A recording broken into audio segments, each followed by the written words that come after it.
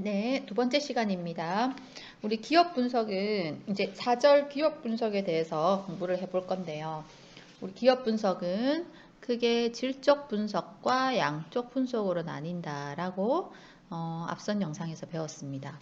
그럼 이제 우리 질적 분석과 양적 분석을 실제로 해볼 텐데요. 먼저 질적 분석입니다. 질적 분석이란 기업의 이익과 성장에 영향을 미치지만 계량화하기는 곤란한 기업 요인들을 분석하는 것입니다.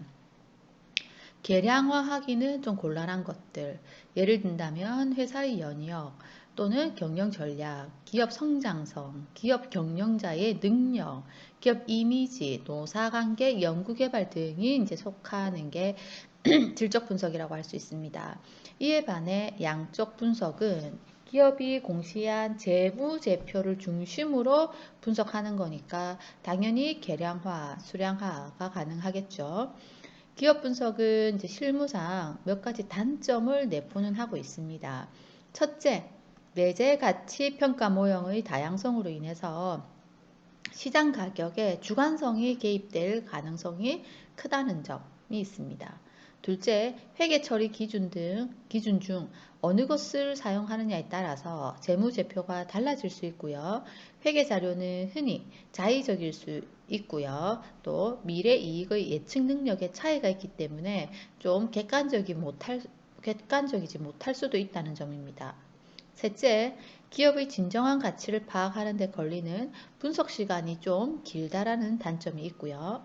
넷째, 주가는 이성적 요인뿐만 아니라 심리적 요인에 의해서도 결정된다는 측면이 크다라는 거예요. 그래서 우리 주식 가격으로 양적 분석을 좀 하는 그 지표들이 있거든요. 그런 데는 심리적 요인이 좀 들어가 있다라는 게 또 단점이 될 수 있다는 겁니다. 이렇게 우리 기업 분석 단점 4가지는 고를 수 있어야 될 것입니다. 질적 분석 잠깐 설명드렸지만 구체적으로 한번 보면 회사 연역 이런 게 질적 분석에 들어가고요. 경영자의 능력입니다. 이제 CEO의 능력을 보는 거죠. 왜냐하면 우리 CEO 리스크라는 표현을 써요. CEO 리스크. 얼마 전에 어떤 모 기업에서 CEO가 발언을 잘못해서 여성 비하 발언을 하는 바람에 주식이 크게 떨어졌던 일이 있었습니다. 또 CEO가 어떤 잘못된 과거의 선택으로 인해서 지금 현재 그런 과거의 잘못들이 밝혀지면서 또 주식에 영향을 미치고 이런 경영자의 능력이 또 질적 분석에 들어가게 되겠습니다. 세 번째, 회사의 사업 내용입니다. 회사가 어떤 사업을 영위하고 있는지 따라서 미래의 성장 가능성도 점쳐볼 수 있겠죠.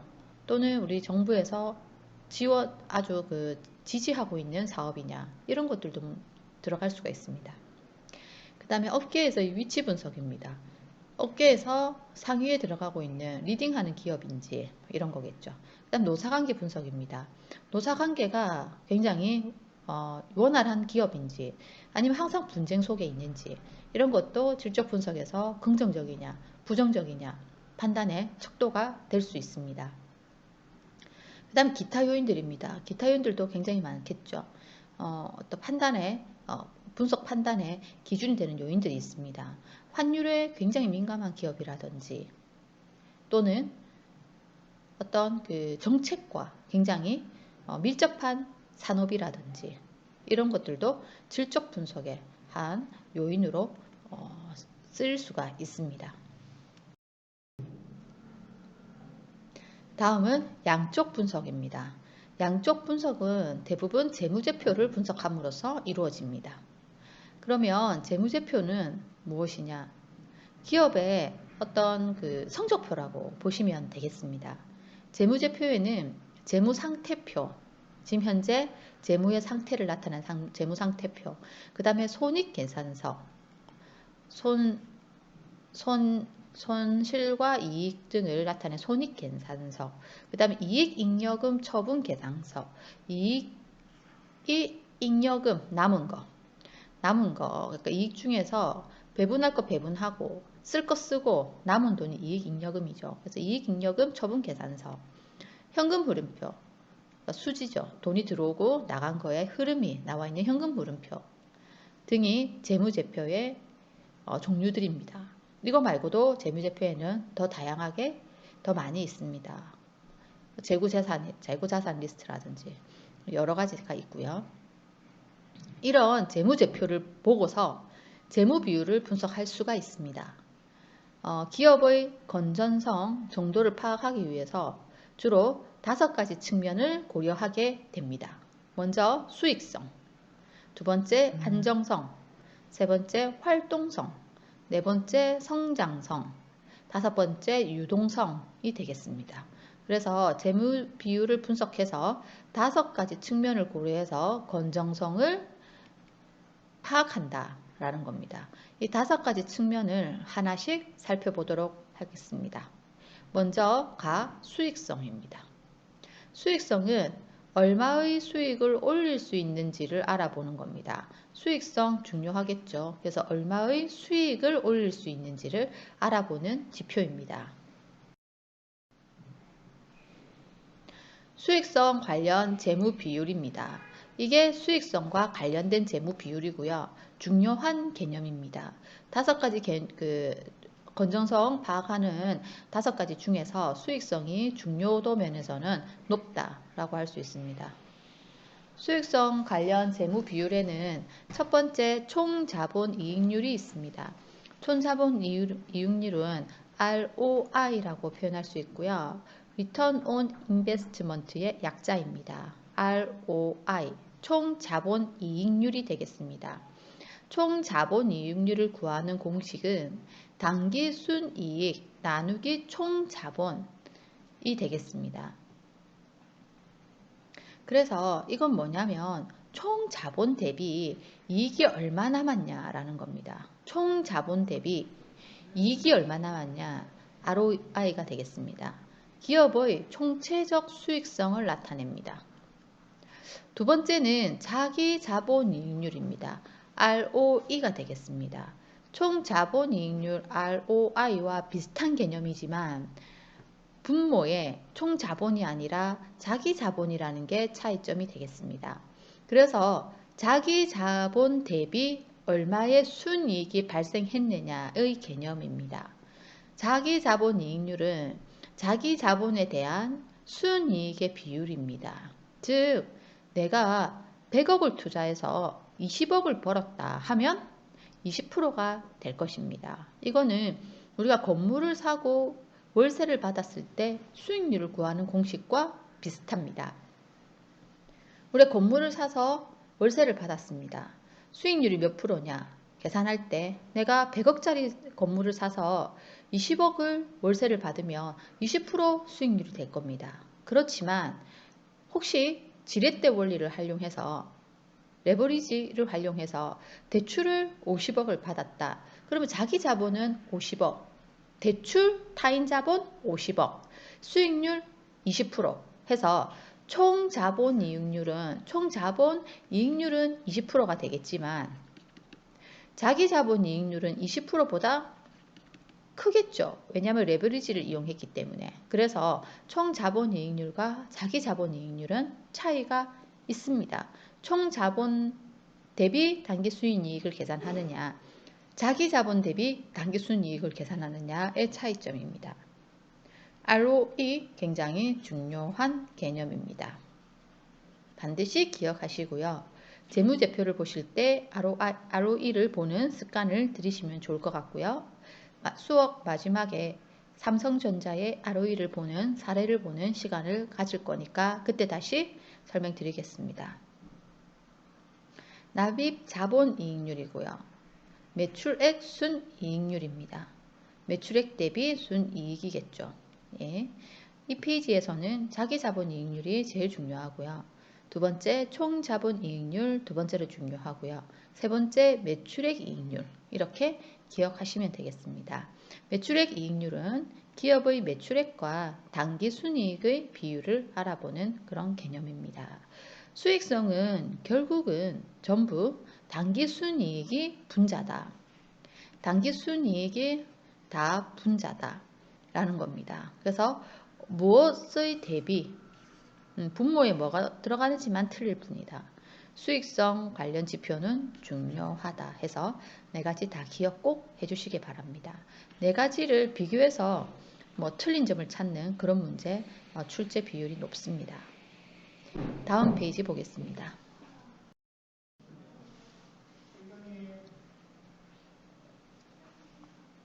다음은 안정성에 관련된 재무 비율입니다. 두 번째 안정성입니다. 얼마나 안정적으로 운영을 하고 있느냐를 판단할 수 있는 비율이 되겠습니다. 첫 번째는 유동 비율입니다. 유동 비율이란 유동성을 보는 그런 비율이겠죠. 그래서 분자에는 유동 자산이 들어갈 거고요. 분모에는 유동 부채가 들어갈 겁니다. 그래서 유동 부채에 대해서 유동 자산이 얼마나 보유하고 있는지입니다. 두 번째 부채 비율입니다. 부채 비율이 중요할 것입니다. 부채 비율은 자기 자본 대비 타인 자본의 비율입니다. 그래서 자기 자본이 분모에 들어가고 타인 자본이 분자에 들어가는 자기 자본 대비 부채 비율이 되겠습니다. 그럼 만약에 앞선 예에서처럼 내가 100억짜리 건물을 사는데 50억은 자기 자본이고 50억은 부채를 빌렸다라고 했을 때 부채 비율은 100 나누기 100 곱하기 100%가 될 것입니다. 그래서 부채 비율은 50억 나누기 50억 곱하기 100이 되기 때문에 부채 비율은 100%가 되겠습니다. 다음은 고정 비율입니다. 고정 비율은 자기 자본 대비 고정 자산의 비율입니다. 그냥 이해만 해주시면 되겠습니다. 이자 보상 비율입니다. 이자 보상 비율은 영업이익 나누기 이자 비용입니다. 이자 비용 대비 영업이익입니다. 그렇기 때문에 영업이익으로 이자를 다 낼 수 있는지를 파악하는 그런 지표가 되겠습니다. 뒤에 보시면 기업의 영업이익이 지급해야 할 이자 비용의 몇 배에 해당하는지를 나타내는 비율입니다. 기업의 영업이익이 지급해야 될 이자 비용의 몇 배에 해당하는지를 나타내는 비율입니다. 이자 보상 비율은 높을수록 좋습니다. 기억해 주시면 되겠습니다. 이자 보상 비율은 높을수록 좋다. 왜냐하면 영업이익이 분자니까. 예. 이 페이지 안정성에서 중요한 지표는 부채 비율과 이자 보상 비율입니다. 이 두 가지 개념 이해해 주시면 되겠습니다. 다음 활동성입니다. 활동성 관련된 재무 비율이고요. 총자산 회전율, 고정자산 회전율, 재고자산 회전율, 매출 채권 회수 기간이 해당을 하는데 이 중에서 총자산 회전율 정도만 보고 넘어가겠습니다. 총자산 회전율이란 총자산 대비 매출액을 나타내는 비율이 되겠습니다. 매출액 나누기 총자산이 되겠습니다. 몇 회라고 해서 몇 회 돌릴 수 있냐 이런 개념인데 몇 회라고 표현을 합니다. 매출액이 만약에 100억이고 총자산이 만약에 100억이다. 그러면 1이 되기 때문에 1회에 해당을 하겠습니다. 총자산 회전율이 높을수록 좋은 영업활동을 하였다라고 판단할 수 있습니다. 보시면 매출 활동을 하는데 보유자산을 몇 번이나 활용하였느냐를 측정하는 겁니다. 그러면 매출액이 만약에 100억이고 총자산이 1000억이라면 총자산 회전율이 매출액이 100억이고 총자산이 100억인 거, 그 다음에 매출액이 100억이고 총자산이 1000억인 거는 어느 게 더 높나요? 매출액이 100억이고 총자산이 100억인 게 더 높죠. 그래서 높을수록 좋은 영업활동을 하였다. 총자산 대비 매출액이 비율이 이 숫자 자체가 커야 된다라는 거죠. 그러니까 총자산 회전율이 높을수록 좋은 영업을 하였다라고 판단되니까 총자산이 100억일 때 매출액 100억인 게 더 좋은 활동을 하였다라고 판단을 할 수가 있겠죠. 네. 다음 고정자산 회전율, 재고자산 회전율, 매출채권 회수기간은 한번 읽어보시면 되겠습니다.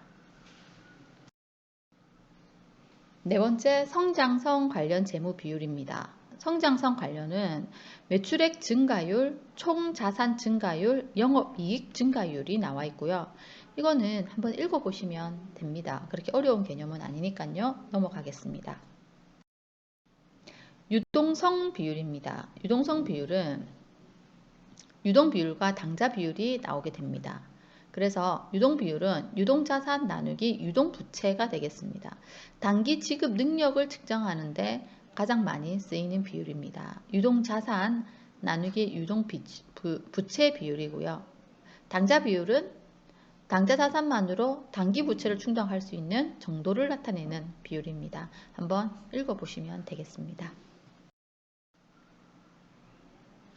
다음은 시장가치 비율 분석입니다. 시장가치 비율 분석은 굉장히 중요한 개념이고요. 시험용으로도 중요하지만 여러분들께서 기업을 분석하는데 실무에서도 항상 쓰이는 개념이기 때문에 반드시 기억하셔야 됩니다. 여러분들께서 금융회사에 취업을 해서 상담을 할 때도 필수사항으로 언급이 되는 비율들, 즉 지표들이고요.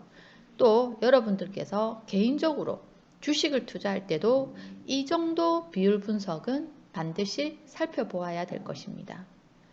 그래서 삼성전자 주식을 한 주를 사더라도 EPS, BPS, PER, PBR 정도는 ROI, ROA, ROE 정도는 파악을 하고 주식을 투자를 해야 될 것입니다. 시장 가치 비율 분석. 첫 번째, 경영 성과를 시장 가치 측면에서 접근하는 겁니다. 시장 가치가 뭔가요? 시장에서 판단되는 가치, 즉 주식의 가격이 될 겁니다. 시장 가치 비율은 재무 비율과 다르게 증권 시장에서 해당 기업의 주식 가격을 주당 이익이나 장부 가치 등의 주식과 관련된 각종 비율로 나타내서 투자자들이 기업의 가치를 어떻게 바라보는가를 파악할 수 있습니다. 그래서 주식 가격이 이용됩니다. 먼저 EPS부터 보겠습니다. EPS 중요한 개념이죠. 주식당 순이익입니다. 주식당 이익이 얼마나 발생하느냐. 단기 순이익은 주식 수로 나눈 값입니다. 순이익, 주식당 순이익입니다. 주당 순이익은 단기 순이익 규모가 늘면 높아지게 되겠죠. 전환사채의 주식 전환이나 증자로 주식 수가 많아지면 당연히 낮아지게 됩니다. 주당 순이익이 높다는 것은 그만큼 경영 실적이 양호하다라는 뜻입니다. 배당 여력도 많아지기 때문에 주가에 긍정적인 영향을 미칩니다. 주식시장의 패턴이 기업의 수익성을 중시하는 쪽으로 바뀌면서 주당 순이익의 크기가 중요시되고 있습니다. 그래서 우리 EPS 주당 순이익 개념은 계속해서 더 중요해지고 있는 그런 개념이기 때문에 반드시 외우시기 바랍니다. 두 번째, BPS 주당 순자산 가치입니다. 위에는 주당 순이익이고 이거는 주당 순자산입니다. 기업의 총 자산에서 부채를 빼고요. 그러면 순자산이 남죠. 이 순자산을 발행 주식수로 나누는 거니까 한 주당 순자산이 얼마냐? 산이 얼마냐 개념입니다. 기업이 활동을 중단한 후 그 자산을 모두 주주들에게 나눠줄 경우 한 주당 얼마씩 배분되는가를 나타내는 것이기도 합니다. 한 주 가지고 있는 사람의 순자산이니까요. BPS가 높을수록 수익성 및 재무 건전성이 높아서 투자 가치가 높다. 높을수록 가치가 높다. EPS도요. 높을수록 순이익이 높다. 세 번째입니다. 중요한 개념이 나왔습니다. 주가 수익 비율 PER이 되겠습니다. Price Earning Ratio가 되겠습니다. 제일 중요한 개념이라고 보시면 되겠습니다. 오늘 우리가 배웠던 여러 가지 개념 중에서 한 가지를 꼽으라면 이 PER이 되겠습니다. PER이 얼마나 높냐, 낮냐로 주식에 투자할 가치가 있냐, 없냐라고도 판단을 하기도 합니다. 보겠습니다. 주가 수익 비율이라는 개념으로서 주가, 주식의 가치, 주가, 주식 가치 나누기 주당 순이익이 되겠습니다. 주당 순이익은 우리 앞 페이지에서 배웠습니다. 뭘까요? EPS입니다. EPS 배웠죠? 뭐죠? 주식 한 개당 순이익입니다. 순이익입니다. 주식 수로 나눈 주식 한 주당 한 주. 그러니까 주식 수로 나눈 거죠. 순이익입니다. 주식 한 주의 순이익이 EPS고요. 그거를 이렇게 주가 나누기 EPS로 계산한 게 PR이 되는 것입니다. 그래서 주가가 결국은 순이익 대비 몇 배냐 라는 개념으로서 배로 표현합니다. 배. 그래서 10배, 20배 뭐 이렇게 표현을 하는데요. 예를 들어서 만약 주식 가격이 10만 원이고 EPS가 1만 원이라면 1만 원이 뭐죠? 주식 한 주당 순이익이 만 원이란 얘기입니다. 주식 한 주당 순이익이 만 원 발생하고 있는데 이 주식은 10만 원이다 라고 했을 때 주가 수익 비율 퍼는 10배가 되는 것입니다. 퍼가 10이다 라고 표현할 수가 있습니다. 낮을 때 저평가된 것으로 판단합니다. 낮을 때 만약에 만 원을 이익을 주는데 주식이 5만 원인 것과 만 원의 이익을 주는데 주식이 10만 원인 것, 두 주식이 있다고 할게요. A 주식이 있고요. B 주식이 있습니다. A 주식은요. 순이익이 만 원인데 주식 가격이 10으로서 퍼는 10이 되고요. B 주식은요. 주식 가격은 5만 원인데 순이익이 주당 1만 원으로서 주식 가치가 5배, 퍼가 5입니다. 그러면 B가 순이익이 같은데도 주식 가격이 낮으니까 저평가되었다. 저평가된 주식이다 라고 표현할 수 있습니다. 그래서 퍼가 10인 주식과 퍼가 5인 주식 B는 어느 것이 더 저평가되었다고 PER로 판단할 수 있겠느냐 라고 물었을 때는 B가 저평가되었다 라고 볼 수 있고요. 효율적 시장에서 성장성이 그만큼 낮은 것으로 해석하기도 한다. 성장성이 낮은 걸로 해석하기도 한다고 합니다. 하지만 이 개념만 보시면 됩니다. 낮을 때 저평가되었다는 개념으로 해석하면 되겠습니다. 두 번째 주가 순자산 비율 PBR입니다. 일단 그 주가 순자산 비율이고요. 분자에는 똑같이 주가가 들어가고요. 분모에 주당 순자산이 들어갑니다. 우리 주당 순자산은 BPS로 앞에 페이지에서 배웠습니다. 순자산, 주식당 순자산이 되겠습니다. 그래서 PER과 구하는 공식 비슷하죠. 대신 분모에 주당 순자산, BPS가 들어가고요. 주가가 순자산 가치보다 낮을 경우 이것도 저평가됐다고 판단합니다. 그래서 PBR도 중요한 개념이고 PER도 중요한 개념인데 PER이 훨씬 더 중요한 개념이 되겠습니다. 다음은요. 주가 현금 흐름 비율입니다. 주식 대비 현금 흐름이 얼마나 원활하냐는 개념이고요. 개념만 보시면 되겠습니다. 여섯 번째, 주가 매출액 비율입니다. 주식 가격 대비 매출액입니다. 그래서 주가 매출액 비율은 주가를 한 주당 매출액으로 나누어서 계산한다라는 겁니다. PR의 경우 순이익이 나지 않는 경우나 손익이 극단적으로 치우칠 때는 분석하기가 어려워집니다. PSR은 영업성과에 대한 객관적인 자료를 제공하기 때문에 PR의 단점을 보완해주는 역할을 합니다. 개념 기억해 주시고요. 다시 중요한 ROE가 나왔습니다. ROE 앞선 내용에서 배웠습니다. 몇 페이지 전에서 배웠죠? 자기 자본 이익률입니다. 자기 자본 대비 이익률 중요하다고 했습니다. 기업이 100억을 가지고 20억의 수익을 낸다면 20%의 ROE가 될 것입니다. 여기 나와 있네요. 예컨대 자기 자본이 100억이고 순이익이 20억이면 비율은 20%가 될 겁니다. 기업이 자금을 투자해서 한 해 동안 얼마나 순수하게 벌었는가를 나타내는 지표입니다. 예시를 통해서 나중에 보겠습니다. 토빈의 Q입니다. 토빈의 Q란 자산의 시장가치 나누기 추정 대체비용입니다. 추정 대체비용. 대체하는 데 드는 비용으로 추정한 것을 나누는 겁니다. 이 비율이 1보다 크면 자본 설비가 그 자산을 대체하는 데 드는 비용보다 더 큰 가치를 지니고 있으므로 기업이 투자자들로부터 조달한 자본을 잘 운영하여 기업 가치가 증가한다. 즉 1보다 클 때가 좋은 거죠.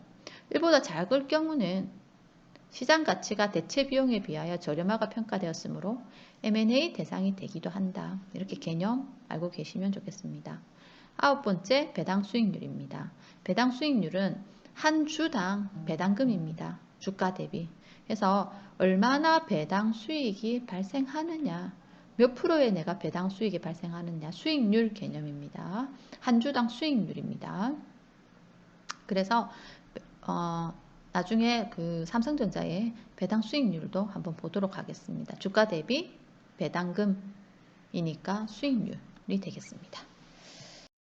삼성전자입니다. 삼성전자 4월 12일 기준 83,200원 주식 가격을 보이고 있습니다. 이 삼성전자의 재무제표, 기업 재무제표를 가지고 기업 실적 분석한 내용을 보겠습니다. 최근 연간 실적에서요, 우리는 2020년 12월 말 작년 기준을 본다면 매출액 나와 있고요, 영업이익 나와 있고요, 우리가 배웠던 ROE가 나오게 됩니다. ROE 배웠죠. 그래서 순자산 대비 이익률이라고 해서 몇 프로를 벌었냐, 자산 대비 9.98%입니다. 굉장히 높은 편입니다. 그래서 내가 총 들인 순자산 대비 이익이니까요. 9.98% 이익률로 보이고 있고요. 부채 비율 배웠습니다. 부채 비율 한번 보시고요. EPS 보겠습니다. EPS 배웠죠. 그래서 우리가 주당 순이익이 되겠습니다. 그래서 한 주당 약 8만원 좀 넘는 삼성전자 주식당 3,841원 수익이 발생하고 있습니다. 그래서 퍼를 구하면요. 퍼는 또 우리가 배웠죠. 그래서 주식의 가격 나누기 EPS가 퍼가 되겠습니다. 그래서 퍼는 21배가 나오고 있고요. 이 BPS입니다. BPS는 한 주당 순자산 가격입니다. 39,406원이고요. PBR입니다. 주식가격 나누기 BPS를 했을 때 PBR이 나오는데요. 2배 가량이 되고 있습니다. 마지막으로 배당률입니다. 배당률 얼마나 배당을 해주고 있느냐, 3.7%의 배당률을 보이고 있습니다. 그래서 우리가 주식 가격을 알려드리고 단기 순이익이 나오고 단기 순자산을 제시하면 여러분들은 EPS, PER, BPS, PBR, 시가 배당률을 구할 수 있어야 됩니다. 시험 문제에는 구하는 문제가 나올 것입니다. 우리 대면 수업 때 실제 구하는 거는 같이 한번 풀어보도록 하겠습니다. 예, 오늘 수업은 여기까지 진행하고요. 금주 금요일 대면 수업 때 뵙겠습니다. 감사합니다.